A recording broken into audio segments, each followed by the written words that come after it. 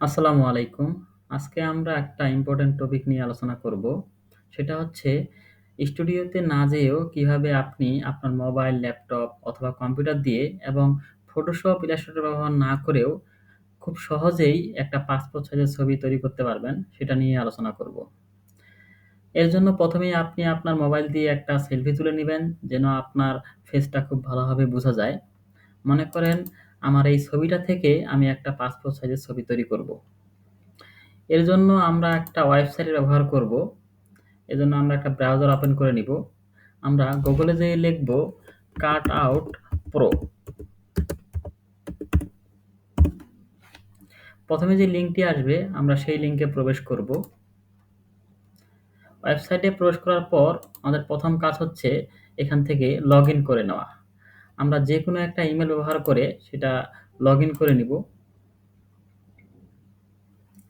আমাদের login complete.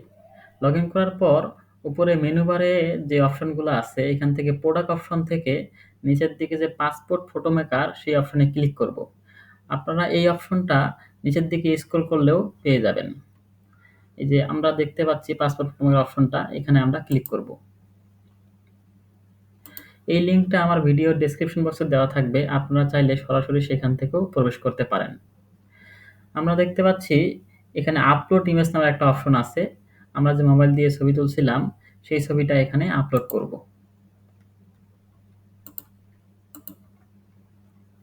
আমাদের একটু ওয়েট করতে হবে, তাহলে এই ছবিটি আপলোড হয়ে যাবে। আমাদের ছবিটি আপলোড হয়ে গেছে। প্রথমেই আমরা ছবিটিতে একটা সাইজ দিয়ে নিব। পাসপোর্ট ছবির জন্য যে সাইজ 4.5 বাই 5.5 সেন্টিমিটার সেটা কাস্টম নিয়েও আমরা দিতে পারবো। অথবা এই সার্চ সাইজ অপশনটাতে যদি আমরা বাংলাদেশ লিখি তাহলে বাংলাদেশের জন্য যে সাইজ সেটা শো করতেছে, আমরা এইখানে ক্লিক করব। আমাদের সাইজ দেওয়া কমপ্লিট। এখন আমরা এই ছবিটাতে একটা ব্যাকগ্রাউন্ড দিব। আমরা বাম পাশে দেখতে পাচ্ছি এখানে ৩টা অপশন আছে। আমরা ২ নাম্বার অপশনটা সিলেক্ট করে এখান থেকে ব্যাকগ্রাউন্ড দিতে পারবো। এখানে অনেকগুলা ব্যাকগ্রাউন্ড আছে। আপনারা চাইলে আপনাদের পছন্দের মতো ব্যাকগ্রাউন্ড দিতে পারবেন। আমি ব্লু ব্যাকগ্রাউন্ডটা সিলেক্ট করলাম। আমাদের ব্যাকগ্রাউন্ড দেওয়া কমপ্লিট। এখন আমরা ড্রেসটা চেঞ্জ করব। এখানে আমরা যেকোনো ড্রেস এখানে এড করতে পারবো। এর জন্য আমরা ৩ নাম্বার অপশনটাতে যাব।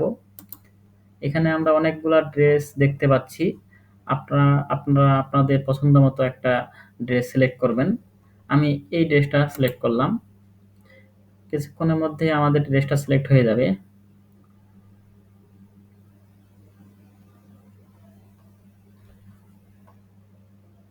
আমাদের ড্রেসের কাজটা কমপ্লিট। এখন আমরা ডানে ক্লিক করব।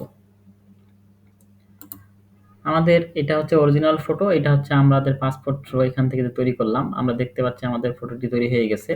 এখন আমরা ডান পাশে যে ডাউনলোড এইচডি নামের অপশনটা আছে সেখানে ক্লিক করে ছবিটি ডাউনলোড করে নিব। এখানে ক্লিক করলে আমাদের ছবিটি ডাউনলোড হয়ে যাবে। আমাদের ছবিটি ডাউনলোড হয়ে গেছে। এখন যদি আমরা ছবিটি ওপেন করতে চাই তাহলে ওপেন করতে পারবো। আমরা দেখতে পাচ্ছি আমরা সুন্দর একটা পাসপোর্ট সাইজের ছবি তৈরি করতে পারছি। আপনারা চেষ্টা করলে আপনারাও পারবেন। আশা করি বুঝতে পারছেন। দেখা হবে নেক্সট ভিডিওতে। ভালো থাকবেন। আসসালামু আলাইকুম।